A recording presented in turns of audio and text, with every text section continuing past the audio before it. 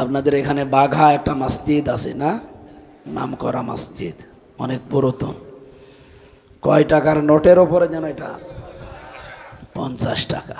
Madam আমারে বলছিল বাঘা মাহফিল, আমি এই মসজিদ দেখবো, ওই জন্য সাথে করে নিয়ে এসেছে। তো আপনাদের যে মানুষের চাপ, ও চাপ দেখে বলছে আমার আর নামার দরকার নেই, মসজিদ আর দেখা হয়নি। চলে এসেছে মাওলানা তহরুল সাহেবের বাড়িতে আছে। যেহেতু প্রতিদিন রাত জাগা লাগে, এরপরে দিনের বেলা এতগুলো অনুষ্ঠান, শরীরও পারছে না আর কণ্ঠও ভেঙে গেছে, আর কত পারবে। মানে বাংলায় বলছে হাসিনার উপরে রাগ হয় এমনি, এই কারণে। মহিলা কোন কারণে আমার আটক করে দিয়ে গেছিল বলেন তো? এখন তো আপনি সে হব স্বামীর বাড়ি বসে আছেন, কিন্তু আমার অবস্থা কি? আমার তো এদিকে কথাই বের হচ্ছে না।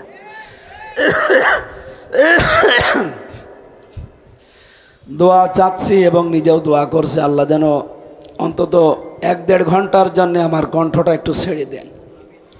কারণ আমার এই কণ্ঠের উপরে ক্ষমতা আছে কার? উনি যদি ইচ্ছা করে আমারে ভাঙ্গা কণ্ঠ দিয়েও কথা বলাতে পারবে না ইনশাআল্লাহ। আমরা যে আলেমদের মর্যাদা কামনা করছি, কারণ পৃথিবীতে আলেম বলা হয় ইমাম ইবনে তাইমিয়া রহমতুল্লাহ আলাইহের কথা অনুযায়ী যে ব্যক্তি আল্লাহর কালাম নিয়ে চিন্তা ভাবনা করে, যে ব্যক্তি আল্লাহর ইবাদতে মশগুল থাকে, আর যারা আল্লাহর অবাধ্য কোনো কাজ থেকে নিজেকে সর্বাত্মকভাবে বাঁচিয়ে রাখে, এই 3টা গুণ যার ভেতরে পাওয়া যায়, এটা হচ্ছে আলেম। এটা কি বলেন তো? এরকম আলেম কি বাংলাদেশে কম না বেশি? নেই। আল্লাহর কালাম নিয়ে চিন্তা করা মানুষ খুব কম। এদেশে লালনের মাজার নিয়ে চিন্তা হয়। আপনারা দেখেননি কয়েকদিন আগে কুষ্টিয়ায় ডিসির সামনে বসে লালন ভক্ত অ্যাডভোকেট, সে বলছে ডিসি সাহেব আমরা লালনের মাজারে এবার গাঁজা খাওয়ার পারমিশন চাই। ডিসি ওরে বলছে এই বেটায়, আমি এই জেলা চালাই, আমার ম্যাজিস্ট্রেটি পাওয়ার আছে হাতে, আর আমার সামনে গাঁজা খাওয়ার পারমিশন চাও? তুমি কোন জায়গায় লেখাপড়া করিস? তোমার তো এক্ষুনি গ্রেফতার করে জেলে পাঠানোর দরকার। লালনের মাজার নিয়ে গবেষণা হয় এদেশে, কিন্তু আল্লাহর কালাম নিয়ে গবেষণা করার জায়গাও নেই, আমরা করিও না। লালন ইনস্টিটিউট খুলতেছে, কুষ্টিয়ায় যান, কিন্তু কোরআনের ইনস্টিটিউট আছে এদেশে, রাজশাহীতে একটা আছে নাম কাওয়াস্তে। আমরা চাই কোরআনে কারিমের বিভিন্ন আয়াত নিয়ে, শব্দ নিয়ে যেন গবেষণার সেল তৈরি করা হয় এই বাংলাদেশে। 2 নম্বরে যারা আল্লাহর ইবাদতে মশগুল থাকে, ইবাদত মানে শুধু নামাজ পড়া রোজা রাখা ইবাদত না, আপনার দ্বারা যেন মানুষের উপকার হয়। আজ আমরা আলেমরা যে জায়গায় আছি, নিজেরই কিছু করতে পারি না, তে মানুষের উপকার করবো কি দিয়ে? কথা বলে না কেন? এই জন্য আমরা মানুষের উপকার করতে হলে যে জায়গাগুলো দরকার, আজ বাংলাদেশে ওই জায়গাগুলোতে আলেমরা এখন যেতে চায়, কিন্তু কিছু মানুষ দেখি গাত্রদাহ শুরু হয়েছে তাদের। হ্যাঁ, এরা এই লাইনে আসার দরকার কি? এরা মসজিদ মাদ্রাসা খানকা নিয়ে থাকবে। সারা জীবন তো এটা নিয়েই ছিলাম, কিছুই তো হয়নি। কে কথা বলেন না কেন? 54 বছর তো আমরা শুধু ওইটা নিয়েই ছিলাম, কি হয়েছে? হ্যাঁ, খানকা হয়তো 2 তলা থেকে 3 তলা হয়েছে, কিন্তু ইসলামের কি হয়েছে আপনি বলেন? 500 বিধান শরীয়তের এই 54 বছরে একটাও বাংলাদেশে কায়েম হয়নি। কিয়ামতের দিন জবাব দেওয়া লাগবে না? 3 নম্বরে আল্লাহর নিষিদ্ধ কাজ থেকে নিজেকে বাঁচিয়ে রাখার সর্বাত্মক চেষ্টা করা। দুঃখ এটা, বাংলাদেশে আমরা 96-92% মুসলমান, আল্লাহর নিষিদ্ধ কাজ জানার পরেও এমন এমন জায়গা আছে ছেড়ে দেওয়া যায় না। আছে কিনা বলেন?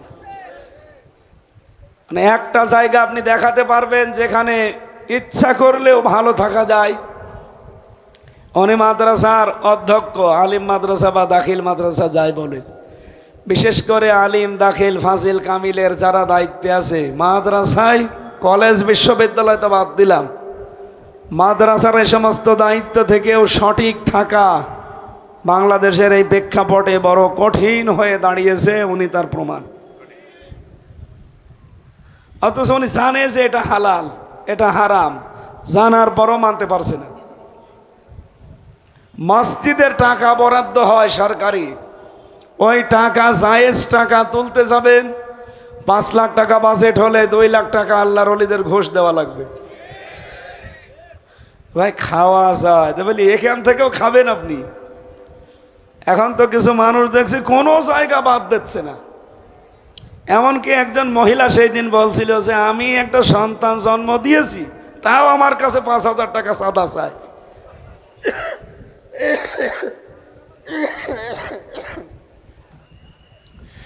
আগে থেকে যদি জানতাম যে চাঁদা দেওয়া লাগবে, দরকার হয় স্বামীর কাছে থাকতাম না। চাঁদা তো মুসিবতে আছে দেখছি। কি একটা যন্ত্রণা মার্কা দেশ বলেন তো।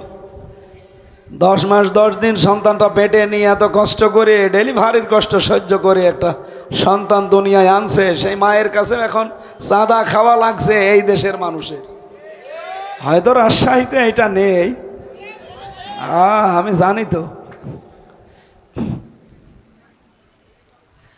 এই জন্য আল্লাহর নিষিদ্ধ কাজ থেকে যদি আপনি নিজেকে বাঁচিয়ে রাখতে চান, মান ক্বারাআল কুরআনা ফাস্তাযহারাহু, কোরআন যারা পড়ে আর কোরআনকে বিজয় করার চেষ্টা করে, ফাহাল্লা হালালাহু ওয়া হাররামা হারামাহু, এর হালালকে হালাল জেনে আঁকড়িয়ে ধরে, হারামকে হারাম জেনে ছেড়ে দেয়, আদখালাহুল্লাহুল জান্নাহ, নবীজি বলেন আল্লাহ তাকে জান্নাতে দিয়ে দিয়েছে।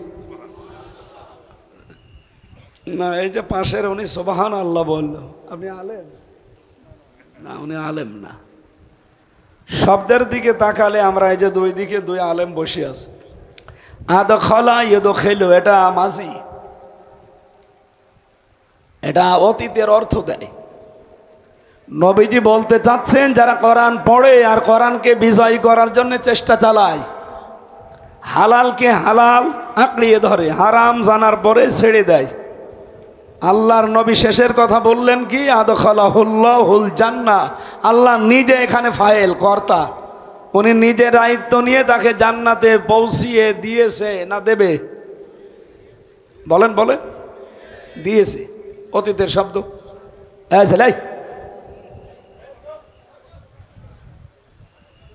ওঠা যাবে না ভাই, 1 ঘন্টা সময় দেওয়া যাবে না? এমনি আমার কণ্ঠ বসে যাচ্ছে, আপনারা ডিস্টার্ব করলে আর কথাই বের হবে না। রাজশাহীবাসী, আমি হাদিস থেকে যেটা ব্যাখ্যা করতে গিয়ে পেয়েছি, সত্যি যদি কোরআন প্রতিষ্ঠিত হয়ে যায়, কোরআনে কারিম কোনো দেশে বিজয় থাকে, সেখানে হালালকে হালাল জানার পরে মেনে নেওয়া যায়, হারামকে হারাম জানার পরে ছেড়ে দেওয়া যায়। এরকম একটা পরিবেশ যদি কোনো দেশে কায়েম হয়ে যায়, নবীজি বলেন মরণের পরে জান্নাতে প্রবেশ করবে সে তো পরে, এই পৃথিবীর জমিনটায় তাদের জন্য মিনি জান্নাত হয়ে যাবে। বলেন তো 54 বছরেও কি আমরা এরকম একটা জান্নাত বাংলাদেশে পেয়েছি? বলেন বলেন, আমরা এইটা চাই। আপনি উপজেলা চেয়ারম্যানকে জিজ্ঞাসা করেন, আমরা এইটা চাই। আমি আজকে এই যে 2 দিনে 2000 কিলোমিটার রান করলাম, কত ভয়, কত টেনশন, কত চিন্তা রাত দিনের ভেতরে আমার ভেতরে এসেছে জানেন। অথচ মালয়েশিয়া বাংলাদেশে যাইতে প্রায় 5 ডবল বড়, বিশাল দেশ। আমি প্রতিদিন 2000-3000 কিলোমিটার রান করতাম। খালি মরুভূমি, পাথর, পাহাড় আর পাম গাছ, বিশাল বিশাল জঙ্গল এলাকা। রাত 2টা-3টার সময় যাচ্ছি আমি আর ড্রাইভার, কেউ নেই। মানে শরীরের ভেতরে ভয়ে সমসম করে ওঠে, না জানি কি সামনে চলে আসে। মানুষ বলতে তো কিচ্ছু নেই, পশু পাখিও নেই। ড্রাইভার আমারে বলছে কোনো ভয় নেই, শুধু আল্লাহ ছাড়া কোনো ভয় করার দরকার নেই। আমি ওই দিন মনে মনে ভাবছিলাম যে আমার দেশটা মাত্র 1150 কিলোমিটার, এই লাইন থেকে ওই লাইন পর্যন্ত। টেকনাফ থেকে তেতুলিয়া কত? 1150 কিলোমিটার। এই দেশটা যদি এইরকম হয়ে যেত গো, 3000 কিলোমিটার আমি চলে গেলাম একদিন এক রাত মিলে, কোনো ভয় নেই, শুধু আল্লাহ ছাড়া কোনো ভয় নেই। ড্রাইভার আমারে অভয় দিচ্ছে। আর আমরা এখান থেকে রাজশাহী থেকে কুষ্টিয়া, এই জায়গা থেকে আমার বাড়ি মাত্র 72 কিলোমিটার। রাতের বেলা 3-4 বার মনের ভেতরে সাত করে উঠবে, না জানি কোন আল্লাহর ওলি সামনে পড়ে। এরপরে তো কিছু মানুষ আছে তারা বলবে হুজুর দোয়া চাই। যদি বলি যে ভাই দোয়া করে আসলাম, বলবে না, যে দোয়া নিয়ে আসলেন ওই দোয়া দিয়ে যান। এখান থেকে লালপুরে, ঈশ্বরদী, ভেড়ামারা, কুষ্টিয়া 4 জায়গায় তো ধরবেই। এই 4 জায়গায় যদি অন্তত 1-1,500-2,000 করে দোয়া দেওয়া হয়, 8,000 শেষ। এ গাড়িটা নিয়ে আসা যাওয়া, আমার শরীরের যে অবস্থা, ড্রাইভার সাথে এই যে হোসাইন হুজুর আছে, তো হুজুর কয় টাকা দেবে? অথচ 3000 কিলোমিটারে কোনো দোয়া নেই। আমি শুধু দোয়া করতে করতে চলে যাচ্ছি, কেউ দোয়া চাই না। আমাদের দেশটা যদি এইরকম হতো, আমরা কি ভালো থাকতাম না? বলেন বলেন। এইটা কায়েম করতে চাইলে আপনার কাছে রাজনীতি মনে হয়, আপনার কাছে ধান্দাবাজি মনে হয়। আপনি তো নিজেই এক ধান্দাবাজ। যে যেই রকম তার কাছে আমাদেরকে ওই রকমই মনে হয়। ভোরবেলা রাত 3টার দিকে কেউ যদি পুকুরে অজু করতে গিয়ে দেখে যে ওই পাশে আর একজন অন্তত অজু করছে, এ মনে করবে আল্লাহর বান্দা, মনে হয় তাহাজ্জুদ পড়তে উঠিস। আর ওই লোকটা যদি চোর হয়, চুরি করে এখন গোসল করছে, ও মনে করবে ও মনে হয় আমার মতো চোর। কথা বলেন। কোরআনের বিধান কায়েম করলে কি হয় আপনি তো টের পাননি, দেখেনও নি। আর যদি দেখেও থাকেন, আপনার নিজের ধান্দাবাজির কারণে আপনি বলতেও চান না। আমাদের যেহেতু ওই সমস্ত চিন্তা ভাবনা নেই, আল্লাহর কসম নেই। আমিরে জামাত ডক্টর শফিকুর রহমান উনি ডাইরেক্ট ঘোষণা দেয়নি মহাসমাবেশে যে এই দল থেকে কেউ যদি এমপি মন্ত্রী হয় 5 বছরে তার 1টা টাকা বাড়বে না, আরো যা আছে কমে যাবে। বাংলাদেশে তো এখনো 73টা দল আছে। কোন দলকে সৎ সাহস নিয়ে ঘোষণা দিতে বলেন তো? আমার যতটুকু ধারণা, কোন দল যদি এই ঘোষণা দেয় যে আমার দল থেকে এমপি হলে 5 বছরে তার 1টা টাকা বাড়বে না, ওই দল থেকে কেউ এমপি দাঁড়াবে না। কি বেশি বললাম? এই জন্য আল্লাহর নিষিদ্ধ কাজগুলো আমরা ছেড়ে দেওয়ার পরিবেশ তৈরি করতে চাই। আলেম হতে হলে এই 3টা কাজ করা লাগবে। কথা বলেন না কেন? বাংলাদেশে একটা শব্দ খুব বেশি শোনা যাচ্ছে, বিশেষ করে কয়দিন আগেও শুনেছি। কিছু মানুষ তো আওয়াজ তুলে ফেলেছে যে আমরা হক্কানি দরবার, হক্কানি আলেম, আমরা এদেশের হক্কানি দল। এরকম আওয়াজ শুনতেছেন না? বলেন বলেন। রাজশাহীবাসী হক্কানি কারা? হক্কানি আলেম কাকে বলা হয়? আপনি আমি জোর করে মুখ জোর করলে হবে না। কোরআন আর হাদিস কি বলে, ব্যাখ্যাকার যারা, মুহাদ্দিসিন ইকরাম, মুফাসসিরিন ইকরাম, এ পৃথিবীর বড় বড় মনীষী যারা, ইমাম ইবনে তাইমিয়া তার ভেতরে একজন, উনি বলছে পৃথিবীর মানুষেরা যদি হক্কানি আলেম দেখতে চাও, পৃথিবীর 3 জায়গায় খোঁজ করবা। কয় জায়গায়? 1 নম্বরে মাটির নিচে। কোথায় পাওয়া যাবে? আপনারা কি ঘুমাচ্ছেন? হক্কানি আলেম পাওয়া যাবে কোথায়? কেন? ইমাম আবু হানিফা রহমাতুল্লাহ আলাইহি সবাই এক বাক্যে বলবেন উনি কি হক্কানি আলেম ছিলেন না? বলেন বলেন। ওনাকে পাওয়া যাবে কোথায়? ইমাম মালিক রহমাতুল্লাহ আলাইহি হক্কানি আলেম ছিলেন, প্রধান বিচারপতি ছিলেন মদিনার। ওনাকে পাওয়া যাবে কোথায়? আপনি বলেন ইমাম আবু হানিফা, আমরা যাকে মেনে চলি ইমাম হিসাবে, এ লোকটাকে রাষ্ট্রের যে দায়িত্বে আছে ওই সময় সে বলেছিল যে আপনাকে প্রধান বিচারপতি হওয়া লাগবে। উনি বলেছে না, আপনি মানুষের তৈরি করা আইন কানুন দিয়ে রাষ্ট্র চালান। আমি যদি আপনার দেশের বিচারপতি হই, তাহলে আপনি যা লিখে দেবেন ওই অনুযায়ী আমার রায় দেওয়া লাগবে। যেহেতু আল্লাহর বিধান বাদ দিয়ে মানুষের তৈরি করা আইন দিয়ে যারা বিচার করে তারা কাফের। বলেন বলেন। ওমাল্লাম ইয়াহকুম বিমা আনজালাল্লাহ ফাউলাইকা হুমুল কাফিরুন। আল্লাহর নাজিলকৃত বিধান বাদ দিয়ে দুনিয়ায় যারা বিচার ফায়সালা করে আল্লাহর ঘোষণা তারা কাফের। সুতরাং আপনার লিখে দেওয়া রায় আমি প্রতিদিন সই করতে পারবো না। আপনি তো আর কোরআন দিয়ে দেশ চালান না। এইটা ছিল হক্কানি আলেম। আর আমরা কেমন হক্কানি আলেম যারা মানুষের তৈরি করা আইন দিয়ে রাষ্ট্র চালায়, সংসদ চালায়, বিচার চালায়। আমরা নিজেরা যেয়ে তাদের পাছাটা গোলামি করি। কিসের আলেম আপনি? হক্কানি আলেম। এজন্য এখন খুঁজতে হলে প্রথম কোথায় পাওয়া যাবে? মাটির নিচে। 2 নম্বরে পাওয়া যাবে জালেমের জেলখানায়। শুধু বাংলাদেশ না, তামাম পৃথিবীতে আপনি একটু সফর করেন, খোঁজ খবর লাগান, জালেমের জেলখানায় এখন আপনি লক্ষ লক্ষ আলেম ওলামাকে পাবেন। 3 নম্বরে হক্কানি আলেম পাওয়া যায় জিহাদের ময়দানে। কোথায়? জিহাদের ময়দান এখন কোনটা? এই বাংলাদেশে আমার মনে হয় আমরা বদর দেখিনি, কিন্তু এবার সামনে বদরের ময়দান আসতেছে। না কিছু না, এখানে আসবেন না। যারা ওয়াজ দেয় এরা আসলে শোনে না। আজকে আমার ম্যাডাম এসেছে, এই জন্যে নাই তহরুল ভাইয়ের স্ত্রী আজ আসতে পারে নাই।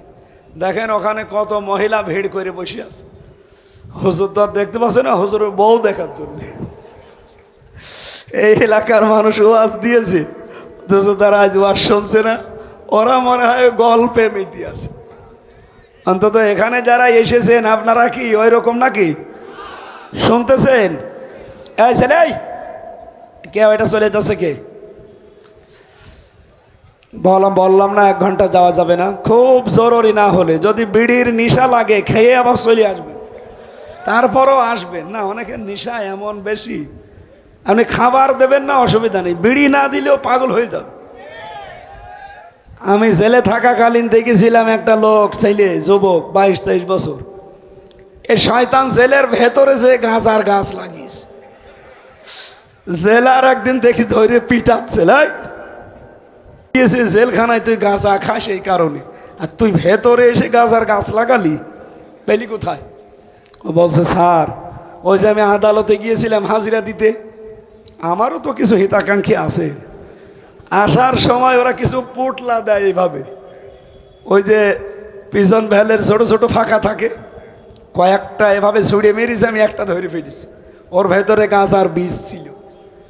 ওইটা নিয়ে এসে এখন তো আপনারা জেলে ঢোকানোর সময় মেশিনের ভেতরে দিয়ে তারপরে ঢোকাবেন, সব তো ধরা পড়ে যাবে।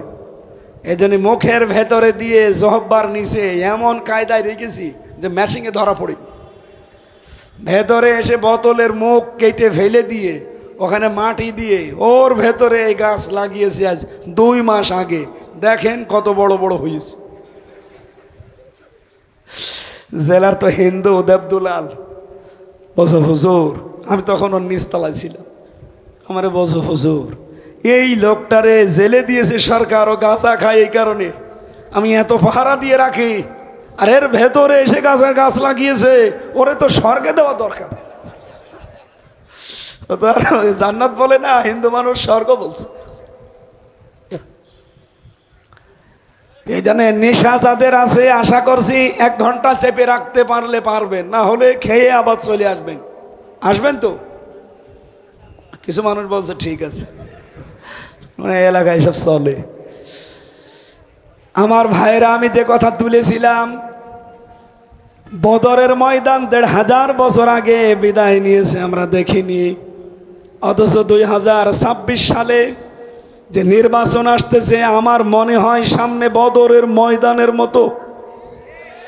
এই কথা বলেন না কেন? বদরের ময়দানে বাবা ছেলের বিরুদ্ধে অস্ত্র নিয়ে দাঁড়িয়েছে, স্ত্রী স্বামীর বিরুদ্ধে দাঁড়িয়েছে।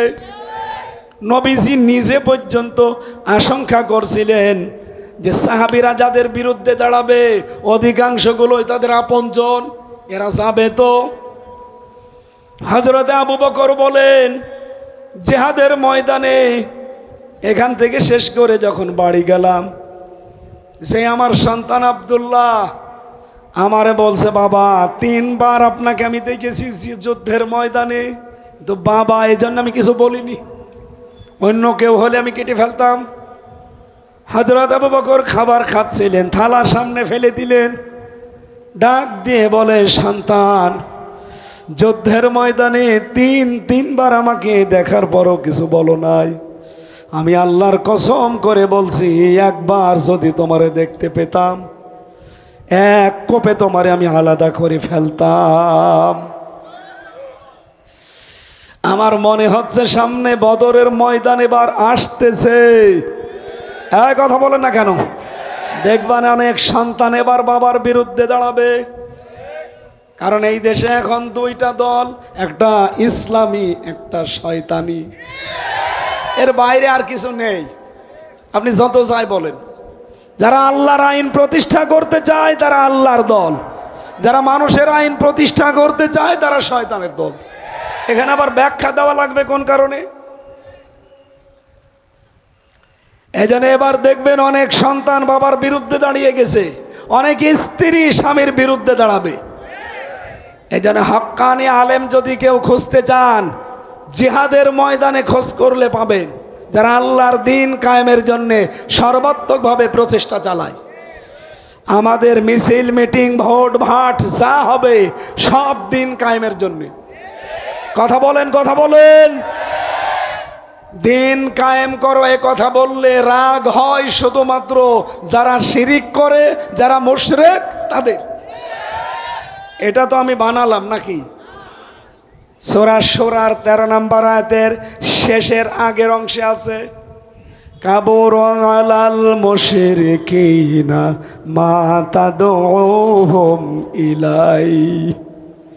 হে নবী, আপনি যেদিকে মানুষকে ডাকেন, আসো দিন কায়েম করি, আল্লাহর বিধানে জমিনে প্রতিষ্ঠা করি, আপনার এ কথা শুনলে সবচাইতে বেশি মন খারাপ হবে, রাগ হবে, খারাপ লাগবে তাদের যারা মুশরিক। বাংলার মানুষেরা, আমি তো আমার বাবার কথা বলছি না, আমার দাদার বিধানের কথাও বলি নাই। আমার দাদা, বাবা, চাচা তারাও রাজনীতি করেছে সারা জীবন। কোনো দিন আমি আজ পর্যন্ত বলি নাই আমার দাদা, আমার চাচা চেয়ারম্যান ছিল, আসেন আমরা তাদের আদর্শ প্রতিষ্ঠা করি। বলেছি। আমার আজকের বিষয় ওই রকম না, আজকেরটাও ঠিক কোরআন থেকে আমি সাজিয়েছি যে মহান আল্লাহ এই বাংলাদেশে কাদের সাথে আছেন, কাদের সঙ্গে আছেন, এ কথা কোরআন বলবে আজকে ইনশাআল্লাহ। কোরআন যা বলবে এটা আপনি মানবেন তো? আমি তো আর বানিয়ে বললে উনি ধরবে না। তেলাওয়াতকৃত আয়াত থেকে তাফসীর আকারে কথা বলবো। আলোচনার বিষয় হচ্ছে আল্লাহ আছে কাদের সাথে। যদি আপনি দেখেন যে হ্যাঁ আপনার সাথে আছে, আপনি সাকসেস। যদি দেখেন যে না, আমার যা কর্মকাণ্ড, আমার যা অ্যাক্টিভিটিস, এর সাথে আমার আল্লাহ নেই, এই মুহূর্তে আপনাকে পাল্টাতে হবে। আমার কথা শোনার দরকার নেই, আপনি শুধু আয়াতের তাফসীর বাড়ি যেয়ে দেখে নেবেন। এবার আসেন, আমরা যেহেতু হক্কানি দল মনে করি কাদেরকে, যারা বড় বড় জোব্বা গায়ে দিয়ে, পাগড়ি মাথায় দিয়ে, হাতে তসবিহ নিয়ে দুনিয়ার কোনো খেয়াল করে না, তারা নিজেরাই দাবি করে আমরা হক্কানি দল, হক্কানি পীর, হক্কানি দরবার, বলে কিনা বলেন? আরো জোরে বলেন। সূরা আরাফের 81 নম্বর আয়াত আমি বানালাম না, 1500 বছর আগে আল্লাহ ঘোষণা দিয়েছেন। হক্কানি দল কারা? আমিম্মান খালাকনা উম্মাতুন ইয়াহদুনা বিল হাক্কি ওয়া বিহি ইয়াদিলুন। আল্লাহ বলেন মিম্মান খালাকনা, আমি নিজে বানিয়েছি। এখানে কর্তাকে, আরো জোরে, আমি আল্লাহ নিজে বানিয়েছি উম্মাতুন, যত দল এই পৃথিবীতে, যত উম্মত বানিয়েছি, যত মানুষ বানিয়েছি, এদের ভেতরে যারা দলে আছে, আমি আল্লাহর নিকটে ওই দল হক ইয়াহদুনা বিল হক, যারা মানুষকে সত্য পথ দেখায়। বাংলাদেশে আজ কত দল কত দিকে ডাকতেছে, যারা আল্লাহর বিধান কায়েম করার জন্য ডাকে তারা সত্য পথে ডাকে। 2 নম্বরে অবিহি ইয়াদিলুন, তারা যেদিকে ডাকে এই ডাকের ওপরেই তারা ন্যায় বিচার কায়েম করতে চায়। আমার মনে হয় যাদের বিবেক হালকা পাতলা কাজ করে এই আয়াত শোনার পরে ব্যাখ্যা দেওয়ার আগেই তারা বুঝে ফেলেছে। হক কথা কারা যারা বলে এই দেশে মানুষকে সত্যের পথ দেখায়, আর এই পথ অনুযায়ী যারা ন্যায় বিচার দুনিয়ায় কায়েম করতে চায়, আল্লাহ বলেন এই একটা দল শুধু হক্কানি, এরাই সঠিক পথে আছে। এবার আপনার বিবেকের উপরে ছেড়ে দিলাম, আপনি খোঁজ করে নেন, যান। যেহেতু আলেমদের মর্যাদা কামনা করেছে, আলেম কোথায় পাওয়া যায় হক্কানি আলেম সেই বর্ণনা বললাম, আপনি এখানে খোঁজ করে দেখবেন। হয় কবরের মাটির নিচে, নাই জিহাদের ময়দানে, অথবা সালেমের জেলখানায়। এইরকম আলেম যদি এখানে থাকেন, এইরকম আলেমের জন্য দোয়া করছি, ওরফানা লাকা যিকরাক, এদের মর্যাদা সম্মান আল্লাহ যেন আরো বাড়িয়ে দেন। জোরে বলেন আমিন। দরুদ আর সালাম পাঠ করি আমাদের নবী মুহাম্মদুর রাসূলুল্লাহ সাল্লাল্লাহু আলাইহি ওয়াসাল্লামের প্রতি। আমার তেলাওয়াতকৃত আয়াত সূরা মায়েদা 12 নম্বর আয়াত পড়েছি, তাও হাফ। যত কথায় মাথার ভেতরে আয়াত সম্পর্কে আছে, এখন আমরা ব্যাখ্যায় গেলে ঘন্টাখানিক বলেছি, বলবো 1 ঘন্টা না। আমার সারা জীবনও যদি আয়াতের পেছনে ব্যয় হয়, সারা জীবন শেষ হয়ে যাবে, এর ব্যাখ্যা কোনো দিন শেষ হবে না। এত কথা আল্লাহর ভেতরে দিয়ে রেখেছে, আমরা এখন একটু আবিষ্কার করার চেষ্টা করি। আলোচনার বিষয় কি বলেছিলাম যেন? আল্লাহ আছে কাদের সাথে? মনে থাকবে? আরো জোরে বলেন, মনে থাকবে? সূরা মায়েদা, এর নামকরণ কেন করা হয়েছে মায়েদা? হযরতে ঈসা রুহুল্লাহ মায়েদা শব্দ দিয়ে তিনি দোয়া করেছিলেন। 7 পারার 5 নম্বর 6 নম্বর পৃষ্ঠার ভেতরে আয়াতগুলো আছে এই সূরা মায়েদার। রব্বুল আলামিন সেখান থেকে নিয়ে আমরা এখানে নামকরণে পেয়েছি। বাংলা অর্থ হচ্ছে খাদ্য ভর্তি বড় থালা, প্লেট। খাবারের বিশাল প্লেটকে মায়েদা বলা হয়। আল্লাহর ভাষায় তামাম দুনিয়াটাই খাবারের প্লেট। জোরে বলেন সুবহানাল্লাহ। এখান থেকে একটা শিক্ষা আছে, যেহেতু তামাম দুনিয়াকে আল্লাহ খাবারের প্লেট বলে ঘোষণা দিয়েছেন, এজন্য আমরা যারা আল্লাহ বিশ্বাসী আছি তাদের কোনো চিন্তা অন্তত খাবার নিয়ে করার দরকার নেই। আপনি দুনিয়ায় আসার 50 বছর 50,000 বছর আগে এই কপালে আল্লাহ লিখে পাঠিয়েছেন যে আপনি কি খেয়ে থাকবেন, না না খেয়ে থাকবেন। সুতরাং রিজিক নিয়ে চিন্তা করা আমাদের কাজ না, এ চিন্তা কার? আরো জোরে। আল্লাহর নাম হচ্ছে রাজ্জাক। তিনি রিজকের দায়িত্ব নিয়েছেন, কিন্তু যেটার দায়িত্ব নেননি সেটা হচ্ছে মরণের পরে আপনার আচরণ আল্লাহ কি করবে সেটা আপনার কাজের উপরে বেসিস করবে। আপনি যেই ধরনের কাজ করবে, কিয়ামতের দিন আল্লাহ পাক তার সাথে সাক্ষী জোগাড় করে ওই আচরণ করবে। এবার আপনি তাকাবেন সূরা নেসার 41 নম্বর আয়াতের দিকে।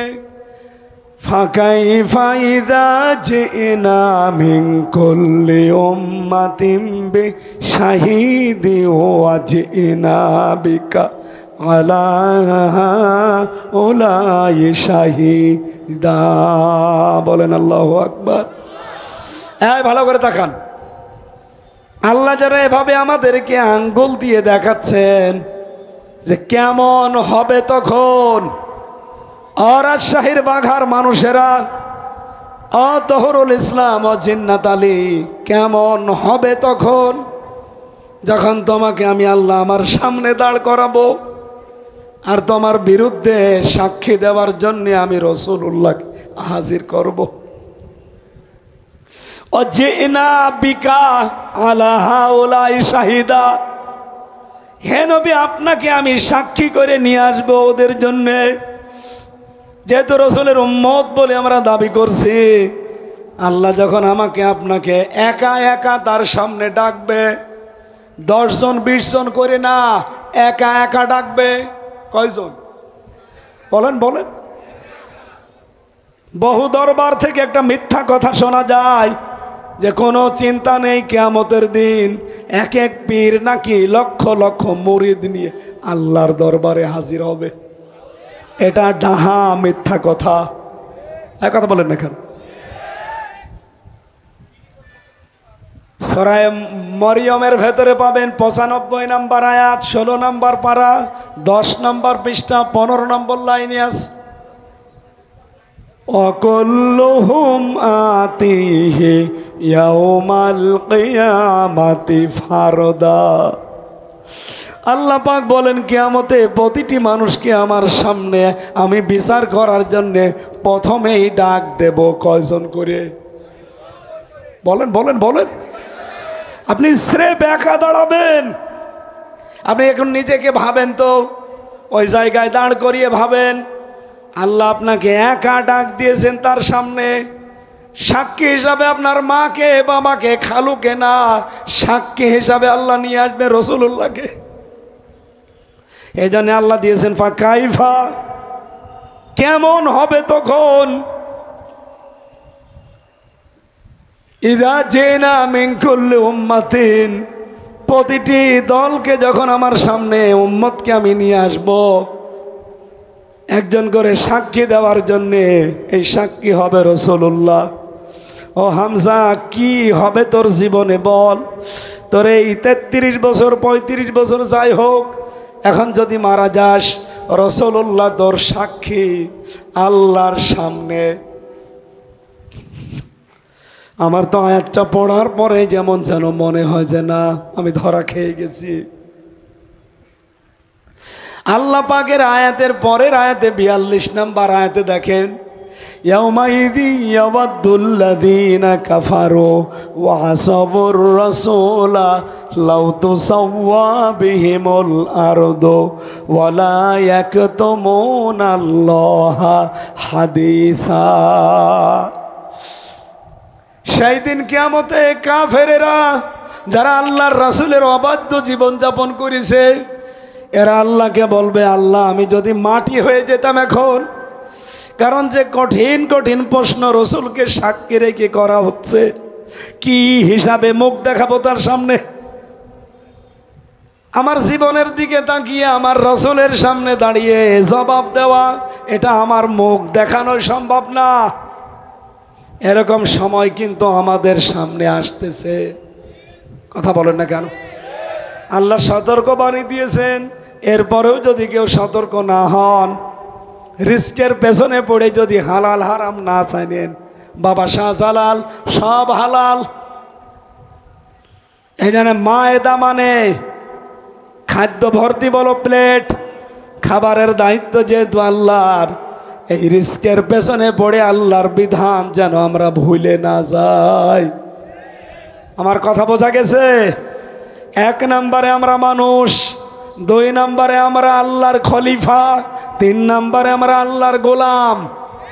এই 3টার বাইরে আপনি যেতে পারবেন না। অন্যান্য জাতিতে যারা আছেন, বিভিন্ন ধর্ম মানেন, আপনাকে যদি জিজ্ঞাসা করা হয় আপনি কি, আপনি প্রথমেই পরিচয় দেবেন, আমি মানুষ। আমি কি? আরো জোরে বলেন। 2 নম্বরে আমরা যারা এখানে আছি, আমরা একবারেই পরিচয় দেব, আমরা শুধু মানুষ না, আমরা আল্লাহর খলিফা। আমরা কি? 3 নম্বরে আরো উপরে যারা আছে, এই মানুষগুলোকে জিজ্ঞাসা করলে তারা শুধু খলিফা না, মানুষ না, তারা বলবে আমরা আল্লাহর গোলাম। আমরা কি রাসূলুল্লাহর গোলাম? আমরা কি পীরের গোলাম? আমরা কি বাবার গোলাম? কোন দলের গোলাম? কার? আরো জোরে বলেন। এই কথাটাই প্রতিদিন 17 বার করে আপনার মুখ দিয়ে আল্লাহ বের করে নেয়। ইয়্যাকা না'বুদু, বল যে আল্লাহ আমি তোমার ইবাদত করি, আমি তোমার গোলাম, সার্ভেন্ট, ভৃত্য, দাস, যাই বলেন। একবার দুইবার আপনি বলেননি, প্রতিদিন যদি ফরজ নামাজও পড়ে থাকেন 17 বার এই কথাটা আল্লাহর সামনে দাঁড়িয়ে বলা লাগে, আল্লাহ আমি তোমার গোলাম, ওয়াইয়াকা নাস্তাঈন। শুধু গোলাম এতটুকু পরিচয় না, দুনিয়ার কোনো বিষয়ে কারো কাছে সাহায্য চাই না। আমার সাহায্যকারী আমেরিকা না, আমার সাহায্যকারী ভারত না, আমার সাহায্যকারী চায়না না, সাহায্যকারী রাশিয়া না, আমার সাহায্যকারীকে। এই বিশ্বাস থেকে এখন দেখছি এই দেশে অনেকেই দূরে চলে যাচ্ছে বিভিন্নভাবে। তারা কেউ আমেরিকাকে প্রভু মনে করছে, কেউ ইন্ডিয়াকে প্রভু মনে করছে, কেউ রাশিয়া চীনকে প্রভু মনে করছে। এই কথা বলেন না কেন? আমার কথার ইঙ্গিত বোঝা গেছে? প্রতিদিন 17 বার করে কি বলেন আপনি? আল্লাহ আমি তোমার গোলাম, তোমার সাহায্য চাই। অথচ এখন সিচুয়েশন যা, আমার মনে হয় যদি একটু ইন্ডিয়া বলে আসি, ও বলবে আল্লাহর দরকার নেই, আমার দাদারই দরকার। এই ঈমান নিয়ে আপনি জান্নাতে যাবেন, রাসূলুল্লাহর সামনে দাঁড়াবেন, লজ্জা করেন আপনার? সব ভুলে যান। ঈমানকে আরো পাকাপোক্ত করার জন্য, অ্যাক্টিভ করার জন্য আহ্বান জানাচ্ছি। দুনিয়ার বিভিন্ন হাতছানিতে অনেক মানুষ কিন্তু এলোমেলো হয়ে যাচ্ছে।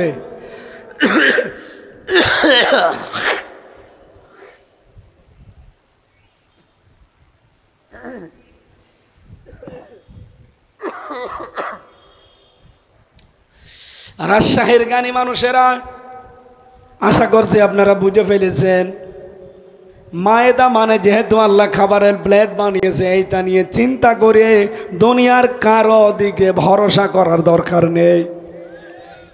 ইমাম খমিনি ইরানের, ওনাদের সাথে আমাদের কিন্তু পার্থক্য আছে। পার্থক্য কি? ওনাদের আকিদার সাথে কিছু আকিদার হয়তো পার্থক্য আছে, কিন্তু উনি যে কথা বলেছিলেন আমেরিকাকে, একবার আমেরিকা বলেছিল যে তোদের খাবার রসদ যা পাঠায় এগুলো বন্ধ করে দেব। উনি হুঙ্কার দিয়ে বলেছিলেন, আমেরিকা আমাদেরকে ভয় দেখান, আমরা এমন জাতি, বছরে 1 মাস আমাদের না খেয়ে থাকা ফরজ, কোনো কাফেরের পরও আমরা করি না।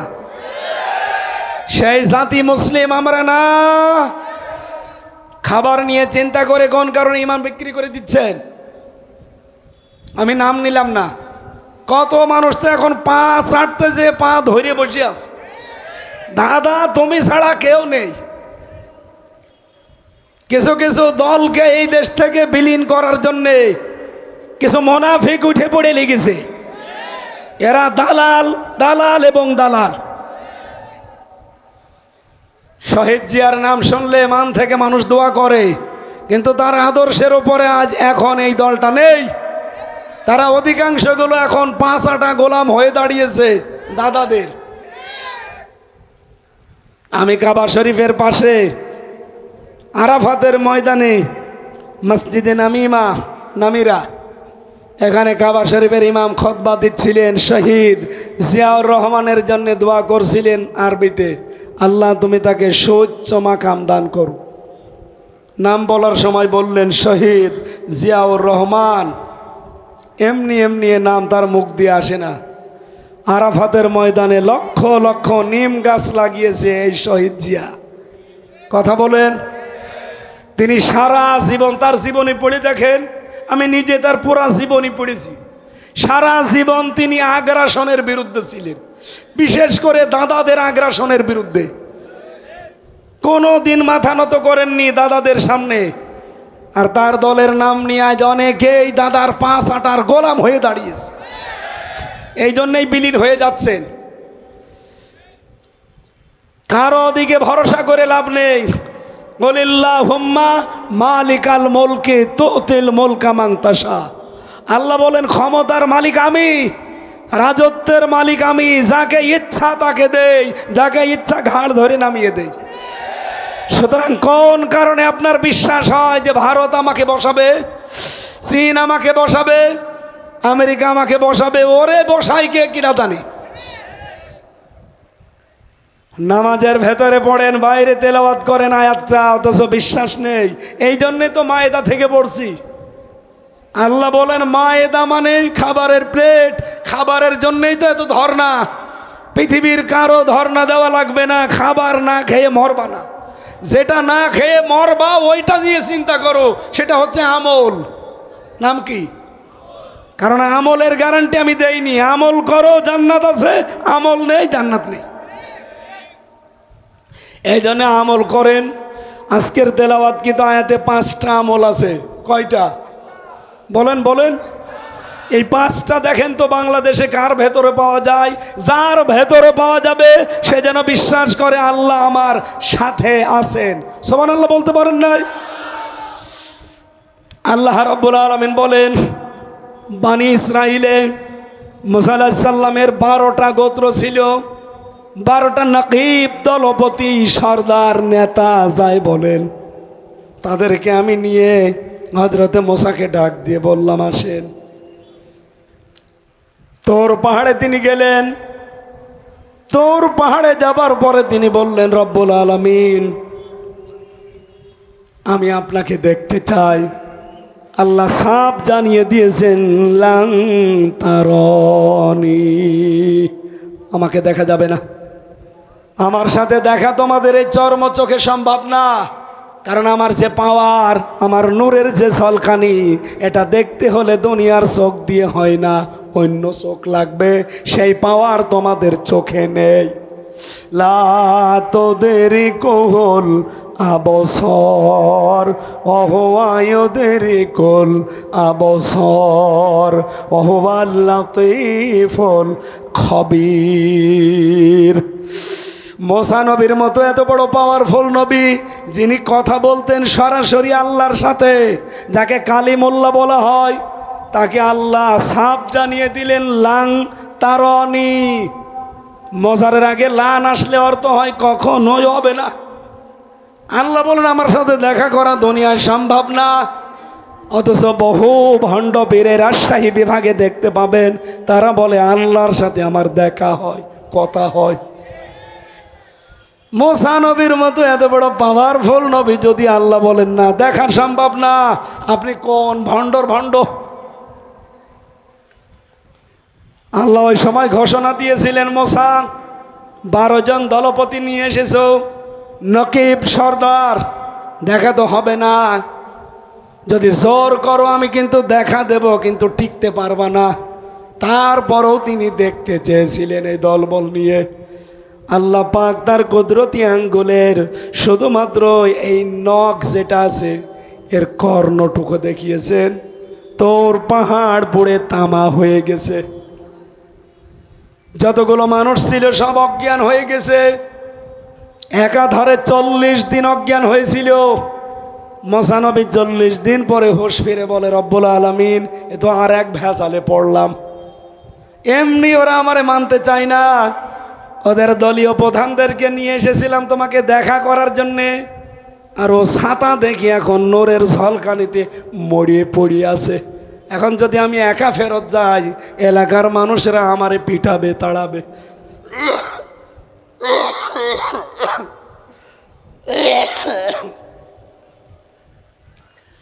রব্বুল আলামিন তোমার কাছে দোয়া আমার, তুমি এদেরকে অন্তত বাঁচিয়ে দাও, আমার দেখার দরকার নেই। আল্লাহ বলেন, ঠিক আছে জীবিত করে দিলাম, যা।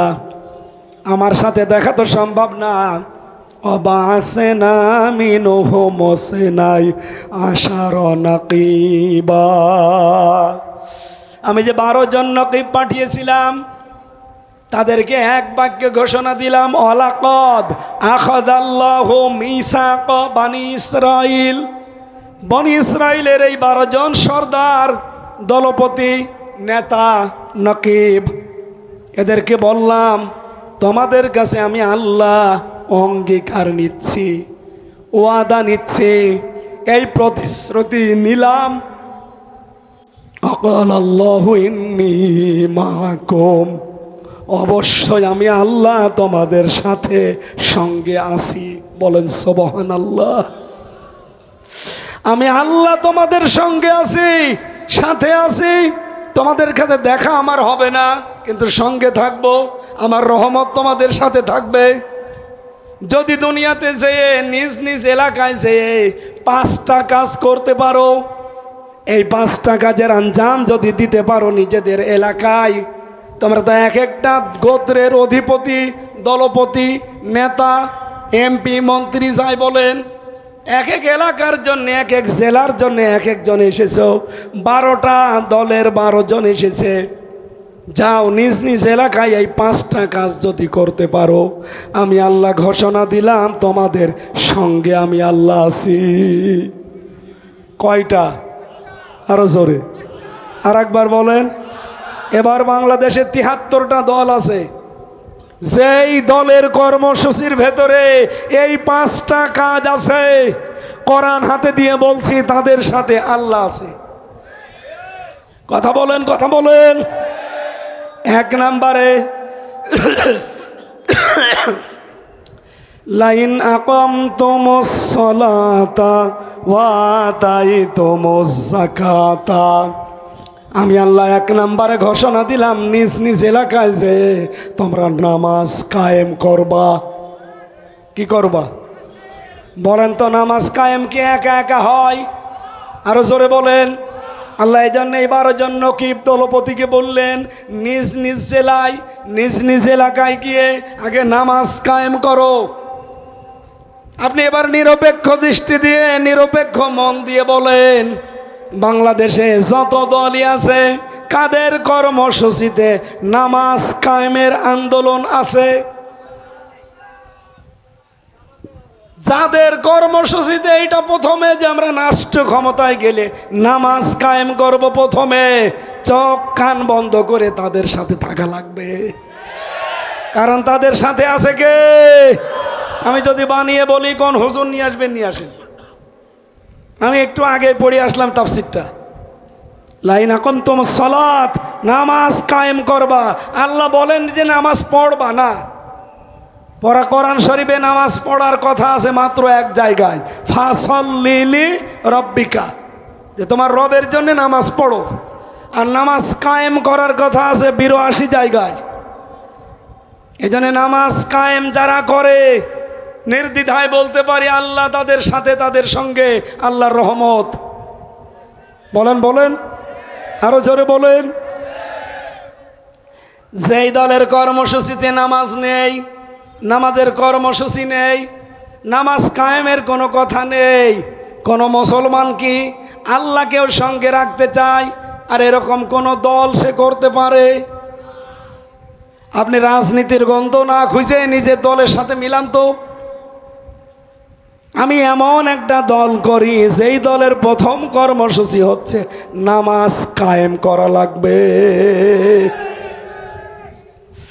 কারণ কি? এ বিধানটা সামনে নিয়ে আসার, আউয়ালু মা ইউহাসাবু বিহিল আবদু ইয়াউমাল কিয়ামাতিস সালাহ।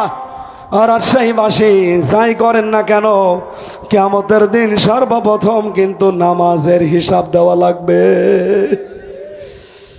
আপনার জীবনে নামাজ আছে কিনা, নামাজ কায়েমের কোনো কর্মসূচি ছিল কিনা, এমনকি নিজে যতদিন পর্যন্ত নামাজ রাষ্ট্রীয়ভাবে কায়েম না হয় ততদিন আপনার দায়িত্ব হচ্ছে পরিবারস্থ লোক, নিজের অধীনস্থ লোক, এগুলোকে নামাজের ওপরে সঠিকভাবে নিয়ে আসা।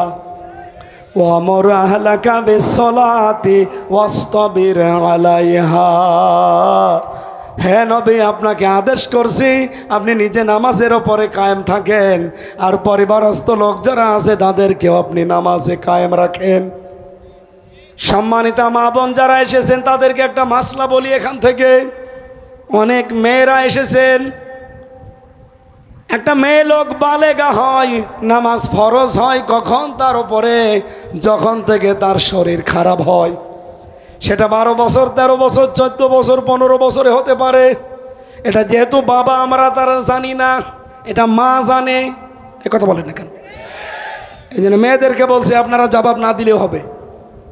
আপনার মেয়ের কবে শরীর খারাপ হয়েছে আপনি মা ভালো জানেন। যেহেতু নামাজের এটা গুরুত্বপূর্ণ বিধান, শরীর খারাপ হওয়ার আগ পর্যন্ত যদিও নামাজ না পড়ে ওর গোনা নেই, কিন্তু এরপরে যদি 1 ওয়াক্ত নামাজও কাজা হয়, শুধু ওর গোনা হবে না, ওই গোনাটা মা বাবারও হবে। এজন্য আপনার দায়িত্ব আপনার স্বামীকে ওই দিন থেকেই ইশারা ইঙ্গিতে অথবা সরাসরি বলা যে আপনার মেয়ে কিন্তু এখন বালেগা, ওর নামাজ ফরজ হয়ে গেছে। ফজরে যখন নামাজ আপনি পড়তে যান, আপনার মেয়েটাকে আপনি একটু ডাক দেন, কারণ ও মেয়ে যদি হেলায় খেলায় নামাজ নষ্ট করে ফেলে, ওর শুধু গোনা হচ্ছে না, এ গোনাটা আপনি বাবা আপনারও হচ্ছে। এরকম বাবা আমরা দেশে আছি না নেই? আশা করছি মেয়েরা এই মাসলাটা মেনে চলবে। 2 নম্বরে লাইন আকামতুমুস সালাতা ওয়া আতাইতুমুজ যাকাত, যারা যাকাত আদায় করবে, বলেন তো যাকাত দেওয়ার কথা না যাকাত আদায় করার কথা? কোরআনে কারিম বলছে যারা যাকাত আদায় করবে আমি আল্লাহ তাদের সাথে আছে। বাংলাদেশে কি যাকাত আদায় করা হয় না যাকাত দেওয়া হয়? যাকাত আদায় তো সে করে না, এটা রাষ্ট্রের দায়িত্ব। রাষ্ট্রীয়ভাবে 54 বছর আমরা ইসলামকে আনতে পারি নাই, এজন্য যাকাত আদায় নেই।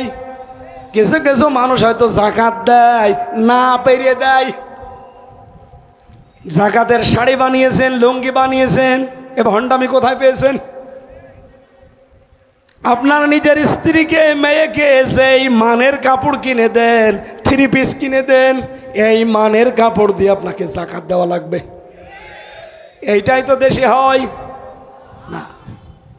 স্ত্রীর শাড়ির দাম 2000 টাকা আর যাকাতের শাড়ির দাম 200 টাকা। আপনার যাকাত হওয়া দূরের কথা, আরো গোনা হবে।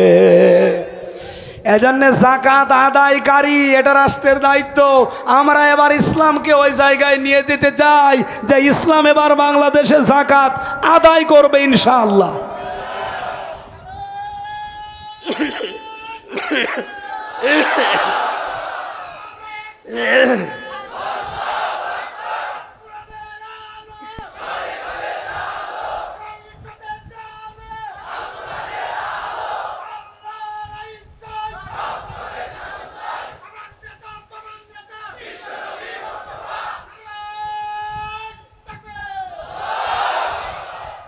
আমি জানি এখানে যদি কেউ মুশরিক থাকেন, এই স্লোগান শুনলে, যাকাত এটা শুনলে রাগ হবে তার। এটা সূরা হামিম সেজদার ভেতরে আছে, ফাওয়াইলুল লিল মুশরিকিন, মুশরিকদের জন্য আক্ষেপ, আফসোস, ধ্বংস, দুর্ভোগ শেষ। কি? আল্লাযীনা লা ইউতুনা যাকাতা ওয়া হুম বিল আখিরাতি হুম কাফিরুন। এরা যাকাত আদায় করে না এবং কিয়ামত হবে এটা বিশ্বাসও করে না। আমি প্রথম কথা তুলেছিলাম না যে বাংলাদেশে যাকাত কায়েম হোক, আল্লাহর বিধান আসুক, এটা শুনলে সবচাইতে বেশি মন খারাপ হবে কাদের? মুশরিকদের। বলেন বলেন, আরো জোরে বলেন। আপনি কি মুশরিক যে আপনার রাগ হয়? লোকটা তো স্লোগানে ঠিক কথাই বলেছে। যাকাত ভিত্তিক অর্থনীতি কায়েম করতে পারি নাই 54 বছর, আর ফতোয়াবাজি করেন। কোন বিধানটা আছে বাংলাদেশে আপনি দেখান। চিল্লাতে চিল্লাতে গলা ভেঙে যাচ্ছে, এই একটা কথা বোঝাতে পারি না, খালি উল্টা দিকে নিয়ে যায়। হ্যাঁ, উনি আসলে রাজনীতি করে। শয়তান রাজনীতি না করলে এ যাকাত কিয়ামত পর্যন্ত সংসদে যাবে? মাথা সাফ করা লাগবে। যাকাত এবার সংসদে নিয়ে যাবই যাব ইনশাআল্লাহ। এর পক্ষে আছেন কারা দেখে? লিল্লাহি তাকবীর। দেখেন তো, হাত তোলেনি কে? দেখেন।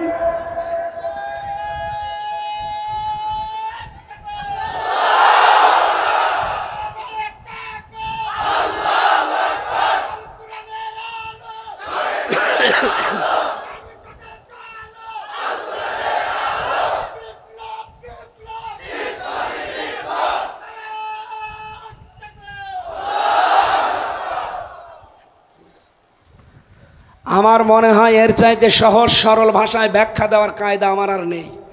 এখন যদি একটু নাম ধরে বলবেন, হুজুর মনে হয় ওই দলের। আরে ভাই, নাম না ধরলে আপনি ছাতা তো বোঝেনও না। এই দেশে 73টা দল, আমরা দেখতে পাচ্ছি শুধু একটা দলের লোক চিল্লাচ্ছে যে আমরা যাকাত ভিত্তিক অর্থনীতি চাই। তারা জান প্রাণ দিয়ে চেষ্টা করছে। ইসলামী ব্যাংক, আপনি অন্যান্য দেশে যেয়ে দেখেন, বলে সুদ ছাড়া ব্যাংক চলে না। তহরুলকে জিজ্ঞাসা করেন, সৌদি আরবে আল রাজি ব্যাংক নেই, সুদ ছাড়া চলছে না। বাংলাদেশেও চলবে, শুধু রাষ্ট্রীয়ভাবে ইসলামটা জায়গা মতো এবার পৌঁছিয়ে দেন। এসব ধান্দায় আপনি নেই, আপনি আছেন শুধু মারিং আর কাটিংয়ে। এবার যে জোয়ার উঠেছে, ঘোষক বলছিল না যে জোয়ার এবার উঠে গেছে। আমি তো শুধু রাজশাহীর বাঘানা, 630টা থানা বাংলাদেশে, সব জায়গায় আমার এখন কম বেশি যাওয়া হচ্ছে। সারা দেশে এখন যে রব একটা উঠেছে, এটা যদি সত্যিই চলতে থাকে, ইসলাম এবার সংসদে যাবেই। ইতিমধ্যে বাংলাদেশে 7,20,00,000 মানুষ অলরেডি রায় দিয়ে দিয়েছে যে আমরা এবার ইসলাম সংসদে চাই। 7,20,00,000, তাও ডাইরেক্ট, ইনডাইরেক্টও আছে। কারণ এই ডাকসু আর জাকসুর পরে অনেকে দলে দলে পালে পালে আসতেছে। আজকেও সকালবেলা হিন্দু আমার বাড়িতে এসেছিল, বলছে যত ভোট আছে আমাদের এখানে, আমাদের এই কমিউনিটিতে, সব আপনার দাঁড়িপাল্লায় দেব, শুধু আপনি আমাদের একটু দেখবেন, আমার কোনো অসুবিধা নেই, ভোট দিলে আমি দেখতে রাজি আছি। অনেক ধনী মানুষ, কুষ্টিয়ার বুকে যদি 5 জন ধনী থাকে, সে একজন এসেছিল আজকে সকালে। প্রতিদিন প্রায় মাঝে মাঝে আসে, রাত নেই দিন নেই, এসে বলছে হুজুর কিছু কিছু কাজ আছে, এগুলো একটু করেন। আসলে তো আমি এই রাস্তার লোক না, আমার লজ্জা করে, এই যে হাত তুলে থাকে আমার লজ্জা করে। উনি আমার শিখিয়ে দিল যে কিছু মানুষের ভোট নিতে হলে, বিশেষ করে হিন্দু ভাইদের বোনদের, এরা এইটা চায়, এইভাবে থাকবে। আমি কিছু কিছু এমপি প্রার্থী যারা উপজেলা চেয়ারম্যান, এই যে চেয়ারম্যান, এনাদের অভ্যাসই হয়ে গেছে এইভাবে থাকে। মানে কলা গাছ দেখলেও আমার তো লজ্জায় কি গো, এইভাবে থাকা যায়। আস্তে আস্তে লজ্জা কাটতেছে। খুব আশা জীবনের যে কোরআন দিয়ে দেশটা চলছে, যদি একবার দেখতে পেতাম। আমি তো জীবনে দেখিনি। খলিফাতুল মুসলিমিন হযরত ওমর রাদিয়াল্লাহু তাআলা আনহু সারা জীবন তার জীবনী পড়েছি যে কোরআন দিয়ে দেশ চালালে কেমন দেখা যায়। হযরতে আবু বকর সিদ্দিক রাদিয়াল্লাহু তাআলা আনহু তিনি তার সন্তানকে ডাক দিয়ে বলেছিলেন, বাবা 3-4 দিন তুমি আমাকে বলতেছো যে বাবা আমি পায়েস খেতে চাই, তাই আমি পায়েস পাবো কোথায়? মায়ের কাছে বলো। ওনার মা ডাক দিয়ে বলছে, আব্দুল্লাহ পায়েসের টাকা আমাদের কাছে নেই, দেখি তোমার বাবারে বলি, উনি তো দেশের দায়িত্বে আছে, প্রধানমন্ত্রী খলিফাতুল মুসলিমিন। বললেন, স্বামী আমার সন্তান পায়েস খেতে চেয়েছে, আপনি দয়া করে একটু বাইতুল মালে যিনি অর্থমন্ত্রীর দায়িত্বে আছে, খাজানসি, তাকে বলবেন যে আগামী মাসের বেতন যেন অ্যাডভান্স দিয়ে দেয়, আগামী মাসে টাকা দেওয়া লাগবে না। উনি বললেন যে ঠিক আছে আমি দেখি। অর্থমন্ত্রীকে যে জানালেন যে আগামী মাসের বেতনটা একটু দিয়ে দেন, আগামী মাসে আমি টাকা নেব না। অর্থমন্ত্রী ওই রকম ডাক দিয়ে বলে, খলিফা আগামী মাস আপনি বেঁচে থাকবেন সে গ্যারান্টি আপনারে কোন ফেরেশতা দিয়েছে? আপনি এটা একটু লিখে দেন তো যে আগামী 1 মাস আপনি বেঁচে থাকবেন। 2 নম্বরে আগামী 1 মাস সরকারে আপনাকে জনগণের চেয়ারে বসিয়ে রাখবে, সে গ্যারান্টি আছে? আপনাকে আমি অ্যাডভান্স বেতন দেবো কোন কারণে? উনি বললেন ঠিক আছে বেতন দরকার নেই। বাড়িতে এসে শোনালেন যে এই বলেছে। স্ত্রী বুদ্ধিমতী ছিলেন, প্রতিদিন যে ভাতা উনি নিয়ে আসেন রাষ্ট্রের পক্ষ থেকে, মনে করেন 100 টাকা করে প্রতিদিন, ওখান থেকে 90 টাকা খরচ করে 10 টাকা করে বাঁচিয়ে রাখেন। 15 দিন বাঁচাতে বাঁচাতে 150 টাকা হয়েছে। এই টাকা দিয়ে তিনি শেষ পর্যন্ত পায়েস বানিয়েছে। খাবার খেতে বসেছে পায়েস। হযরত আবু বকর স্ত্রীকে বললেন, কোথায় পেলে? আমি তো অ্যাডভান্স টাকা আনি নাই। স্ত্রী বলছে, আমি এইভাবে জোগাড় করেছিলাম। সন্তানকে বললেন ঠিক আছে খেয়ে নাও। চলে গেলেন বাইতুল মালে। খাজাঞ্চির কাছে বললেন, ভাই আগামী মাস থেকে প্রতি মাসে মাসে আমার আপনি 3000 টাকা বেতন দেন, আগামী মাস থেকে আমার বেতন দেবেন 2700 টাকা, 300 টাকা দেওয়া লাগবে না। আমি হিসাব করে দেখলাম আমার স্ত্রী 2700 টাকা হলেও 1 মাস চালাতে পারে, তো ওই 300 টাকা আমি রাষ্ট্র থেকে বেশি করে নেব কোন কারণে? সুতরাং আপনি আমার 300 টাকা কম করে দেবেন। আমার মনে হয় এইরকম শাসক এখন দেশে আছে। আমরা এরকম শাসক বানাতে চাই ভাই। মাওলানা মতিয়ার রহমান নিজামী এরকম শাসক ছিলেন। 5 বছর মন্ত্রী ছিলেন, 4 আনা না 1 টাকা, 4 আনাও দুর্নীতি পাওয়া যায়নি। মন্ত্রীর বাড়ি মাটির বাড়ি, উপরে টিন। আপনি এর চাইতে আর কি প্রমাণ দিলে আপনি বিশ্বাস করবেন বলেন? আপনাদের রাজশাহীর পরে তো নাটোর, নাটোরের পরেই পাবনা। এই জেলার মানুষ তারা আমাদের সাথে চলাফেরা ওঠা বসা প্রমাণ করে দিয়ে গেল যে 5 বছর আমি ইউনিয়নের মেম্বার ছিলাম না, ইউনিয়নের চেয়ারম্যান ছিলাম না, উপজেলা চেয়ারম্যানের মতো না, মেয়র না, আমি এমপি শুধু না, আমি মন্ত্রী ছিলাম, কিন্তু 4 আনাও দুর্নীতি করি নাই। সুবহানাল্লাহ বলতে পারেন নাই? এই কথাগুলো এত সত্য কথা বলতে গেলেও যাদের রাগ হয়, আমার মনে হয় ওদের জন্মে সমস্যা আছে। আমি নিচে নামতে পারলাম না ভাই। এর চাইতেও যদি ভালো মানুষ বাংলাদেশে দেখতে চান তো ফেরেশতা জিবরাইল ছাড়া আর পাওয়া যাবে না। আমরা তো মানুষ, আমাদের চলাফেরা করা লাগে।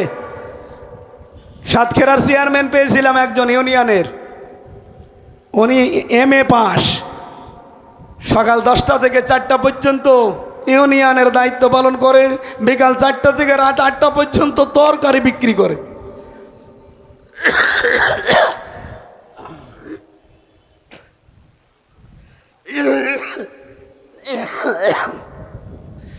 বাংলাদেশ জামাত ইসলামী এরকম মানুষগুলো উপহার দিয়েছে, এখনও সামনে দিচ্ছে। ভাই এবার আর ভুল করা যাবে না, একটু পরীক্ষা করার জন্য হলেও চেষ্টা করেন। আমরা জাকাতকে অর্থনীতিভাবে ইসলামী কায়দায় সংসদে জাকাত ভিত্তিক অর্থনীতি কায়েম করতে চাই। ওয়া আমানতুম বিরুসুলি, আল্লাহ পাক বলেন মুসা নবীর এই নাকিবদেরকে বলেছিলাম এলাকায় যে আমার রাসূলদের ওপর ঈমান আনবা। আমার প্রশ্ন হচ্ছে এখানে রাসূল না দিয়ে রসুলি বহুবচন দিলেন কেন? ওই সময় তো রসুল খুব বেশি ছিল না, মাত্র 2 জন, মুসা আর হারুন আলাইহিস সালাতু ওয়াস সালাম। কিন্তু আল্লাহ রসুলই দিলেন কেন? দিয়েছেন এই জন্যে কিয়ামত পর্যন্ত রসুল আসবে না, কিন্তু রসুলের নায়েব আসবে। আল ইমরান রসুলের নায়েব এই যে একজন মাওলানা জিন্নাত আলী, উনি আর যাই হোক রসুলের উত্তরাধিকারী, নায়েবে রসুল। এরকম আলেম যারা কিয়ামত পর্যন্ত আসবে, এদেরকে সাহায্য করা লাগবে, টাকা পয়সা দিয়ে শুধু না, কথা দিয়ে হলেও। ওয়াজ্জারতুমুহুম, তাদেরকে সহযোগিতা করবেন যেভাবেই হোক, পেছনে থেকে হোক। আকরাদতুমুল্লাহ কারদান হাসানা, আর আল্লাহকে যারা উত্তম ঋণ দান করবে, তার মানে আল্লাহর বিধান কায়েম করার জন্য যার সর্বতভাবে চেষ্টা চালাবে। আল্লাহ বলেন এই 5টা কাজ যদি নিজ নিজ এলাকায় যে করতে পারো, কি করব আমি জানো? লাউ কাফিরান্না আনকুম সাজ্জিআতিকুম, তোমাদের পেছনের যত অপরাধ ছিল আমি আল্লাহ সব মাফ করে দেব। ওয়ালা উদখিলান্নাকুম জান্নাত, আল্লাহ পাক বলেন আমি এমন একটা জান্নাতে তোমাদেরকে প্রবেশ করাবো, তাজরি মিন তাহতিহাল আনহার, যার তলদেশে নদী আর নহর প্রবাহমান। ফামান কাফারা বাদা যালিকা মিনকুম, আমার বক্তব্য শোনার পরেও যদি কেউ ওভারটার্ন করে, মন উল্টা করে, এবার টান করে পেছন ফিরে চলে যায়, ফাকাদ দাল্লা সাওয়া সাবিল, ওই স্পষ্ট বিভ্রান্তির ভেতরে চলে গেল। এই ঘোষণাকার আমি তো শুধু অ্যাডভার্টাইজ করলাম আপনাদের সামনে। আপনি আরও বিস্তারিত দেখতে চাইলে সূরা মায়দার 12 নম্বর আয়াতটা বাড়ি যায় ইবনে কাসির ফি জিলালিল কোরআন তাফসীর আকারে একটু মিলিয়ে দেখেন, আপনার জীবনও পরিবর্তন হতে বাধ্য ইনশাআল্লাহ। আমি জেলে থাকাকালীন কয়েকটা বই একটু টাচ দিয়েছিলাম, বিশেষ করে মেয়েদের জীবনের উপর। পারিবারিক জীবনে এমন মানুষ এখানে নেই যে কম বেশি গণ্ডগোল নেই। 100 জনের 99 জন পরিবারে আজ ঝামেলা গণ্ডগোল লেগেই আছে। এটা কি করে মিটাতে হয় সেই পদ্ধতিগুলো আমি লিখেছিলাম। রাজশাহীর তাহজিব সেন্টার মাওলানা আলী আহমদ আখন্দ এখানে আছে না, উনি ওখান থেকে ছাপায় এই বইটা। আমার গাড়িতে কয়েক পিস আছে, আপনার স্ত্রীর জন্যে, মেয়ের জন্যে, মায়ের জন্যে নিয়ে যাবেন। এটা পড়াবেন তাদেরকে, মেয়ে বিয়ে দেওয়ার আগে এটা পড়াবেন, অন্তত জামাইয়ের সাথে সে গণ্ডগোল করবে না। নিজের স্ত্রী যাদের অবাধ্য আছে এই বইটা পড়াবেন। আদর্শ নারী বলে একটা আছে, আর দাম্পত্য জীবনে পারিবারিক ঝামেলা কি এবং এটা মেটাতে হয় কি কি করলে, এটা নিজে পড়াবেন। আমার কণ্ঠ আর পারছে না, গলাও ব্যথা করছে, আজকের মতো শেষ করছে। আরও মাহফিল আছে আশপাশে, তো দোয়া করেন কণ্ঠটা আল্লাহ তুলে দিয়ে সামনে কথা বলবেন ইনশাআল্লাহ। ওই যে গাড়ি আছে ওখানে, সভাপতি সাহেবের কথা শোনার পরে আমরা একটু হালকা মোনাজাত করে দেব। আসসালামু আলাইকুম রহমতুল্লাহ, নাহমাদুহু ওয়া নুসাল্লি আলা রাসূলিহিল কারীম। আজকের এই মাহফিলের সম্মানিত প্রধান বক্তা, অন্যান্য ওলামায়ে কেরাম, সুধী মণ্ডলী, প্রশাসনের ভাইয়েরা, সম্মানিত মা বোনেরা, সকলকে ধন্যবাদ জানাচ্ছি। আপনারা কষ্ট স্বীকার করে মাহফিলে এসেছেন। যে কথাগুলো আলোচনা হয়েছে আমরা আমাদের ব্যক্তি জীবন থেকে শুরু করে সমাজের সকল চরে যেন সেটাকে বাস্তবায়ন করে আল্লাহর দিন প্রতিষ্ঠার মাধ্যমে এদেশের 18 কোটি মানুষের মুখে হাসি ফোটানোর সুযোগ লাভ করতে পারি, এই আশাবাদ ব্যক্ত করে আপনাদের সকলকে মোবারকবাদ জানিয়ে আমি আমার কথা শেষ করছি। আসসালামু আলাইকুম ওয়া রাহমাতুল্লাহ।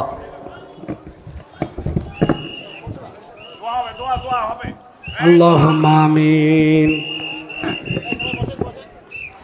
এটা মোনাজাতটা বসে করলে ভালো হয় ভাই। রব্বানা আতিনা ফিদ দুনিয়া হাসানা ওয়া ফিল আখিরাতি হাসানা ওয়া কিনা আযাবান নার। আল্লাহুম্মা আনতা রাব্বি লা ইলাহা ইল্লা আনতা খালাকতানি ওয়া আনা আবদুকা ওয়া আনা আলা আহদিকা ওয়া ওয়াদিকা মাস্তাতাতু আউযু বিকা মিন শাররি মা সানাতু আবুউ লাকা বিনি'মাতিকা আলাইয়া ওয়া আবুউ লাকা বিযামবি ফাগফিরলি ফাইন্নাহু লা ইয়াগফিরুয যুনুবা ইল্লা আনতা। রব্বুল আলামিন, কণ্ঠটা তোমার দান, শরীরটাও তোমার দান। আমার দুইটা অসুস্থ কণ্ঠ এবং শরীর, মেহেরবানি করে এগুলো আগের অবস্থায় ফিরিয়ে দাও।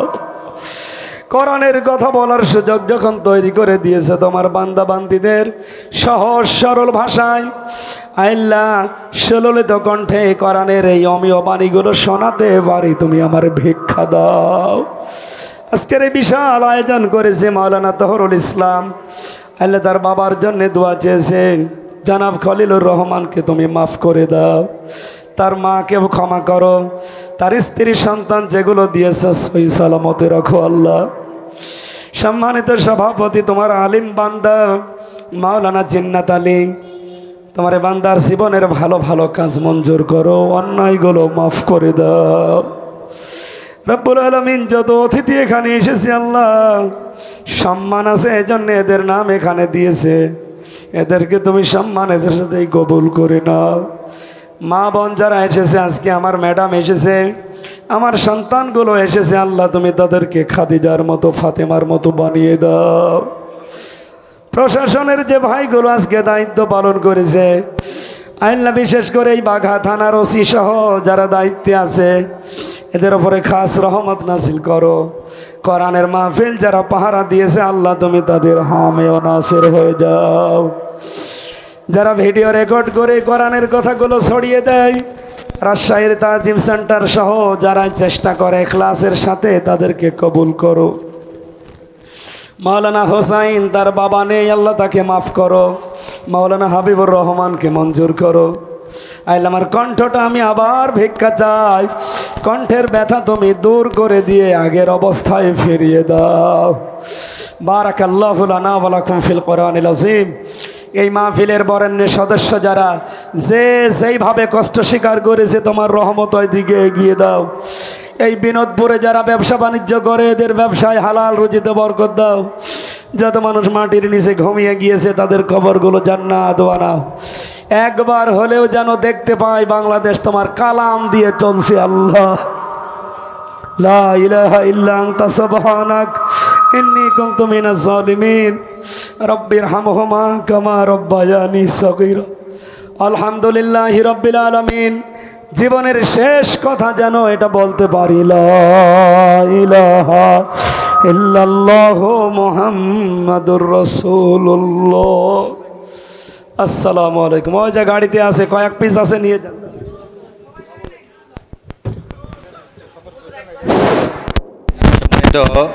আজকের এই পবিত্র